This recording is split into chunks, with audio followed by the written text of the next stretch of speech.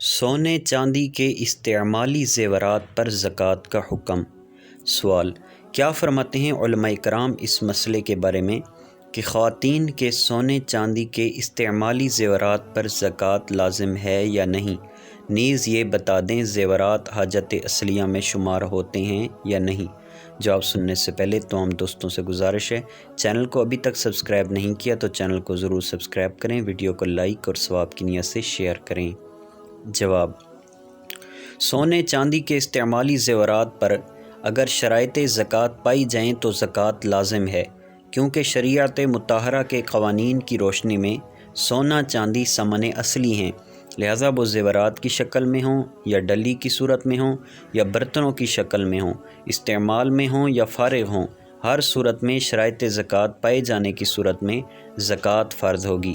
نیز زیور پہننا حاجت اصلیہ میں شامل نہیں۔ نور الازام میں ہے ترجمہ: زکوٰۃ ہر اس آزاد مسلمان مکلف پر فرض ہے جو نقدی میں سے نصاب کا مالک ہو، اگرچہ وہ سونا چاندی ڈلی کی صورت میں ہو، زیورات کی صورت میں ہو یا برتنوں کی صورت میں۔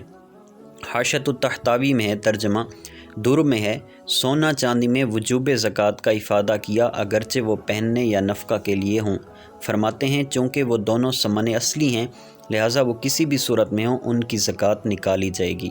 امام اہل سنت اعلیٰ حضرت الشاہ امام احمد رضا خان علیہ رحمۃ الرحمن تحریر فرماتے ہیں، فی الواقع سونے کا نصاب 7.5 تولے اور چاندی کا 52.5 تولے ہے۔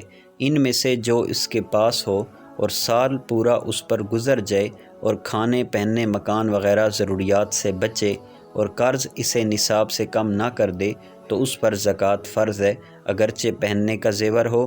زیور پہننا کوئی حاجت اصلیہ نہیں۔ واللہ اعلم عز وجل ورسولہ اعلم، صلی اللہ تعالی علیہ وآلہ وسلم۔